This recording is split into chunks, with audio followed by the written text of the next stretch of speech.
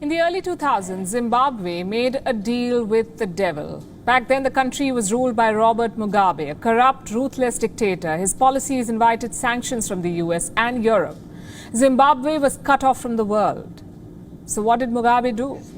In 2003, he unveiled the Looking East policy. He found a willing partner in China. And since then, Beijing has flooded Zimbabwe with loans and investments.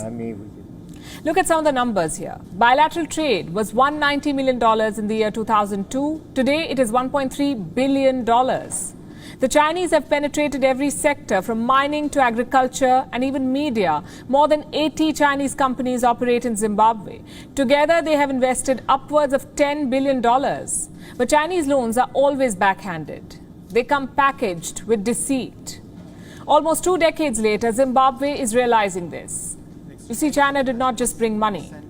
They brought their abhorrent work culture as well. Local employees are treated like slaves. They don't get proper wages, no compensation for injuries, gas leaks and factory defects are allowed to fester. Workers are brutalized every day. We get many reports and they don't want those issues to be attended to. So they push back every time we raise issues. They push back and accuse those who are raising issues for bullying them. And that has been the behavior of them every time. They pretend sometimes if you speak to them, they pretend not to understand the language. But they understand the laws. They employ very professional people in their HR departments. But cases of work deficits are plenty within the Chinese investment across the country. That was the General Secretary of Zimbabwe's Congress Trade Union. What he described is a template. Chinese companies are refusing to take responsibility. Instead, they're accusing trade unions of bullying them.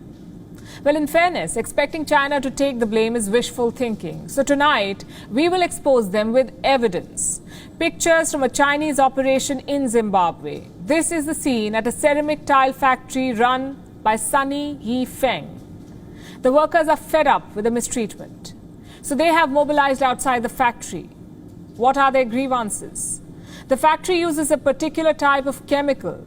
Some of the female workers have been collapsing on the job because of it. Get what the Chinese officers are doing about this. Picking up the collapsed workers with forklifts. This is true. The video evidence is on your screen. Instead of offering treatment, workers are loaded on machinery and wheeled out. Rock bottom was 3 floors up. Here is another picture from the factory. This one shows the average meal given to the workers. They describe it as horrible porridge and cabbage with no oil.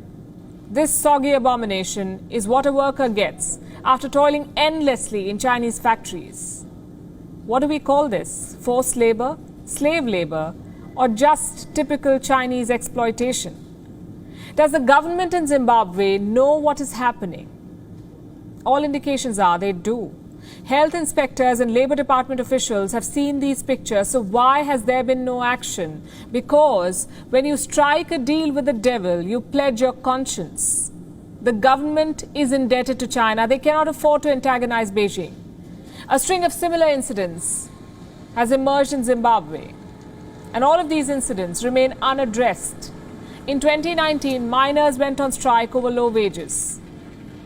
They also wanted PPE kits while going down mine shafts. The response still awaited. And then last year, a Chinese mine owner shot 2 of his workers. Why? Because they were demanding unpaid wages. The Chinese embassy called it an isolated incident. But that's far from the truth. Zimbabwean workers are systematically abused, and their tormentors are their Chinese bosses. Question is, will things change? At the moment, it looks unlikely. In 2018, Zimbabwe's president, Emmerson Mnangagwa, was invited to Beijing. He signed new deals with China.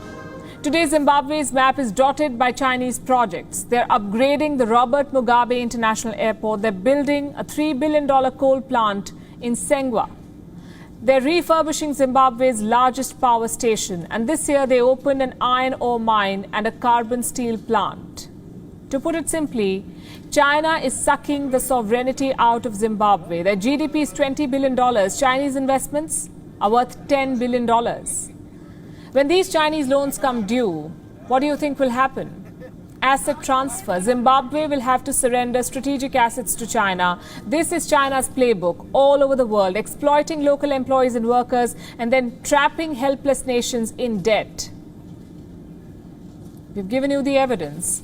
Now it's for the international community to act.